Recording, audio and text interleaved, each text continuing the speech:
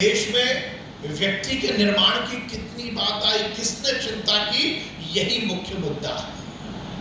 और एनएमओ केवल डॉक्टर्स का या मेडिकल स्टूडेंट का संगठन नहीं है। मेरा ये मानना है कि एनएमओ उन डॉक्टर्स को इस समाज का व्यवस्थित अच्छा और सच्चा नागरिक बनाने का, उसको निर्माण करने की पाठशाला, और इसीलिए एनएमओ का बहुत महत्वपूर्ण स्थान है। मैं बधाई दूंगा, आज जिस प्रकार से बताया गया 110 हमारे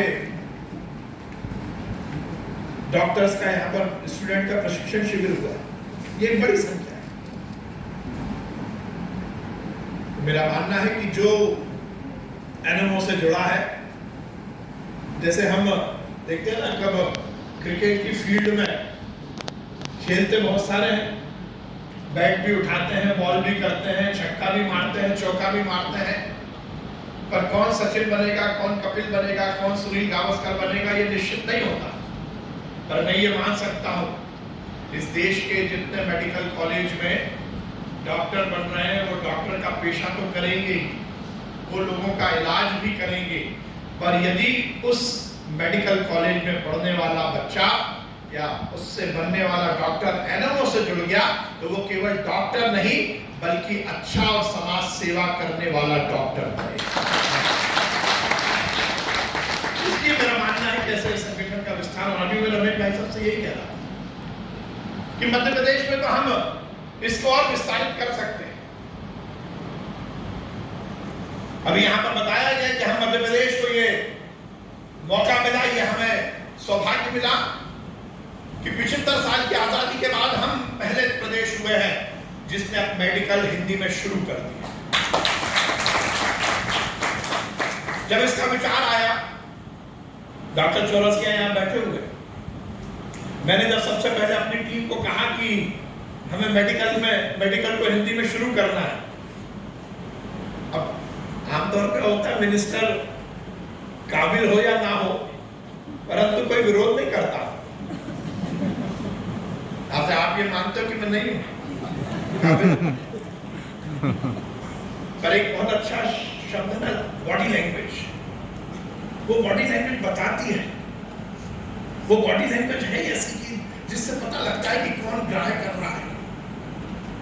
मैं हर समय कहता हूं कि हम नेता लोग हैं, मंच पर जाते हैं, हमारा स्वागत होता है, जब स्वागत होता है तो माला पहनाई जाती है, जब माला पहनाई जाती है तो पता लग जाता है कि कौन हाथ से माला पहना रहा है, कौन दिल से माला पहना रहा है। यहाँ पर जो मुझे मोमेंटो दिया गया वो दिल से ही दिया गया।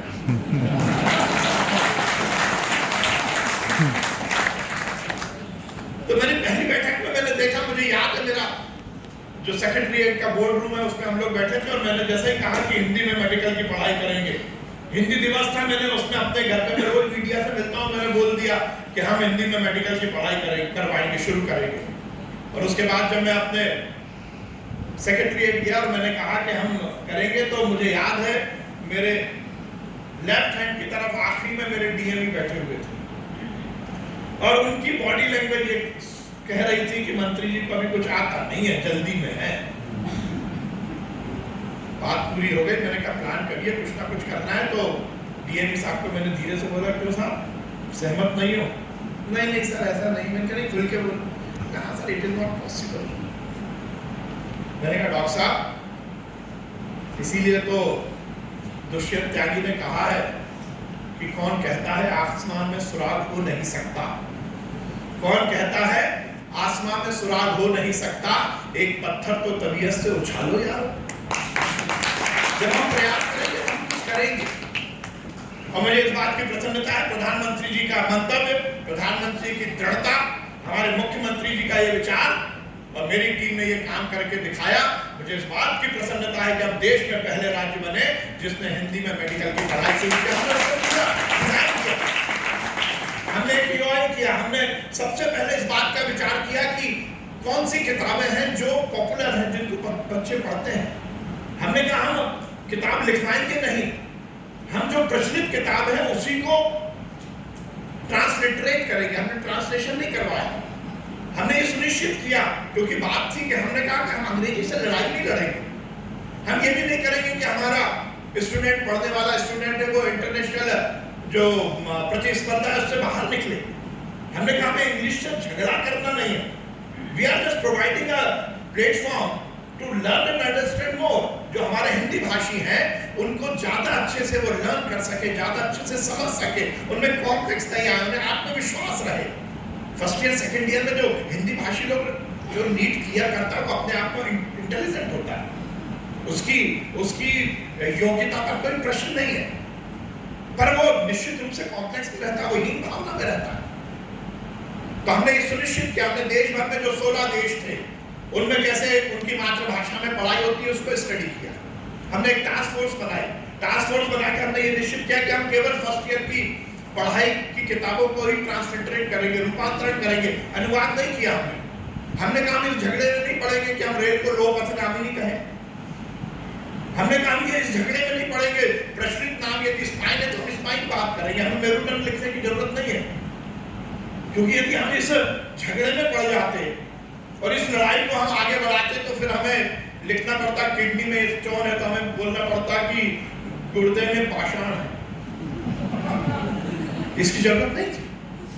तो हमने जो टेक्निकल शब्द थे उनको परिवर्तित नहीं किया और उनको हमने एज इट इज इंग्लिश में लिखा, बस उसको देवनागरी में लिखा, ब्रैकेट में हमने इंग्लिश में लिखा। हमने एनाटॉमी, फिजियोलॉजी, बायोकेमिस्ट्री की जो प्रचलित किताबें थी, एनाटॉमी की हमने कहा विश्राम से, बायोकेमिस्ट्री की पूरी और फिजियोलॉजी की खुराना, ऐसी हमने जो हमारी कमेटी की स्टडी थी उसमें ये किताबें प्रचलित थी। हमने एक EOI किया, हमने पब्लिशर से बात की और मुझे इस बात की प्रसन्नता है कि मेरी टीम ने पूरी तरह से मेहनत करके जो काम 75 साल में नहीं हुआ वो हमने 4 महीने में कर दिखा दिया। 16 अक्टूबर को माननीय अमित शाह जी जो राजभाषा समिति के अध्यक्ष हैं, उनके मुख्य आतिथ्य में माननीय हमारे मुख्यमंत्री शिवराज सिंह चौहान जी के कर कमलों से हमने वो तीनों किताबें लॉन्च की और अब हम नया जो बैच आ रहा है उसकी पढ़ाई शुरू करेंगे। उससे पहले भी हमने ये इंस्ट्रक्शन दिए थे कि हमारी जो लेक्चर है उसमें तो हिंदी में पढ़ाई शुरू हो ही जाए। और केवल यही नहीं, जो मैंने कहा कि विचार, चरित्र निर्माण, डॉक्टर क्यों है, केवल इसलिए नहीं है कि वो सुबह से शाम तक प्रैक्टिस करे और पैसा कमाए, अपना परिवार पाले, बड़ी बड़ी गाड़ी ले ले, अच्छा बंगला बना ले, बच्चे हो जाए, परिवार सुधर जाए, क्या केवल इसलिए है? हमारा कुछ ना कुछ दायित्व है, केवल डॉक्टर्स के नहीं, समाज में रहने वाले हर व्यक्ति का कुछ ना कुछ दायित्व समाज के प्रति कुछ देना होगा। किसी ने कहा जिंदगी आग पे चलने की कहानी है, जिंदगी आग पे चलने की कहानी है, जिंदगी मौत की भूली हुई निशानी है, अपने मतलब को तो सब जीते हैं, सब मरते हैं, खुद को औरों पे मिटा दे वो जिंदगी। केवल अपने लिए नहीं, केवल अपने परिवार के लिए नहीं, बल्कि समाज के लिए, इस राष्ट्र के लिए मुझे कुछ देना होगा और उसमें जरूरी है, क्योंकि एक बार मैं कहीं पर युवाओं के बीच में, मैं युवा मोर्चे में मैंने काम किया, युवाओं के बीच में मैंने बहुत लंबा काम किया। आमतौर पर भाषण में बोला जाता है कि आजादी के पहले इस देश के लिए नारा लगता था कि इस देश के लिए मरना होगा, आजादी के बाद नारा लगा है कि इस देश के लिए जीना होगा। जब मैंने ये बात की तो एक युवा खड़ा हो गया, उसने कहा साहब जीना तो चाहते हैं, बताइए जिए कैसे, कुछ बताइए तो। उसने कहा, उनमें से एक ने खड़े होकर बहुत अच्छी बात बोली, उसने कहा कि साहब हम भी विवेकानंद बनने को तैयार है, पर हमें रामकृष्ण परमहंस की जरूरत है। कहीं ना कहीं हमें दिशा देना होगा, कहीं ना कहीं बताना होगा कि देश के लिए क्या करना है।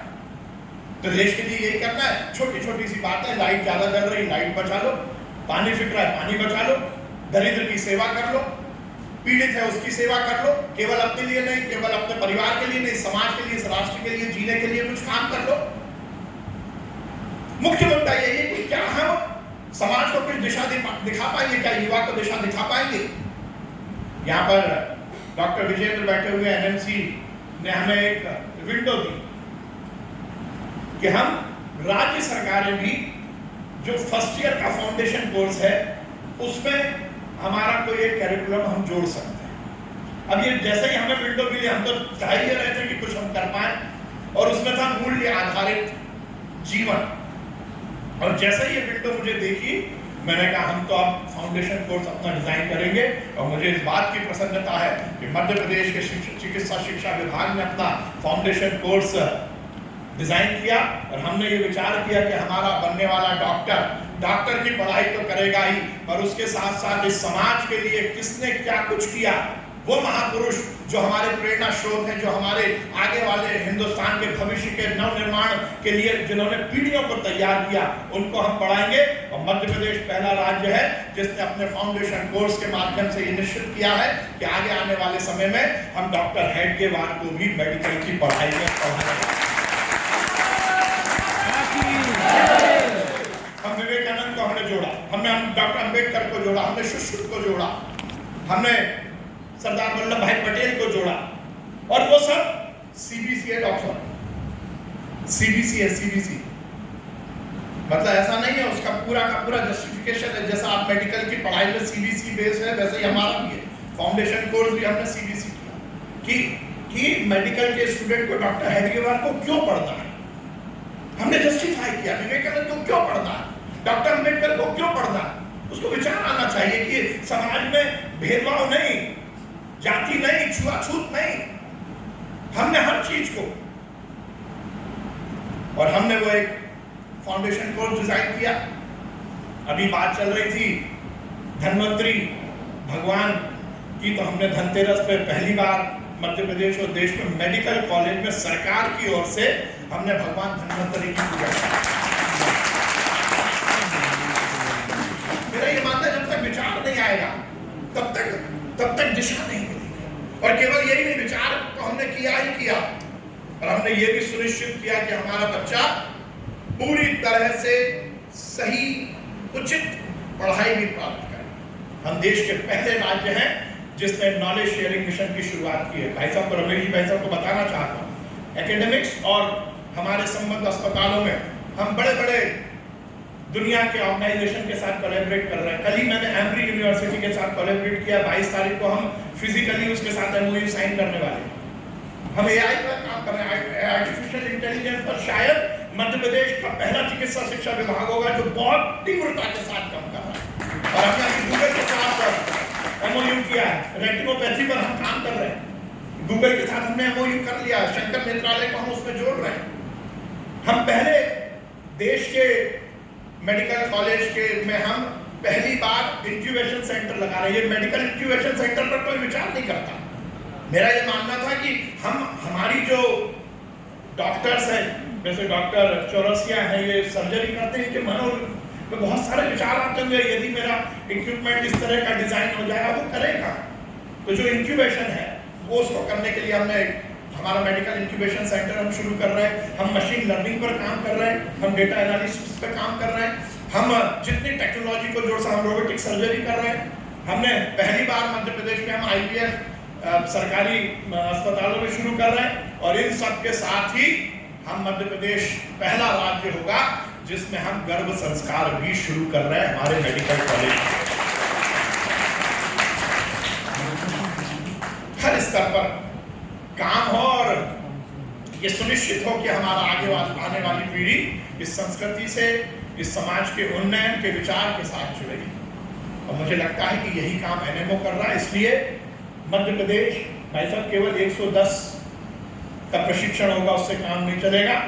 अपन बैठते हैं और अब ये थोड़ा मीडिया चल रहा है, तो मैंने भाई साहब को बोला था कि मैंने डॉक्टर चौरसिया और ये हमारे दोनों युवा आए थे और डॉक्टर टंडन भी आए थे, तो मैंने इनसे यही कहा था कि देखो जब तक मैं रहूंगा मतलब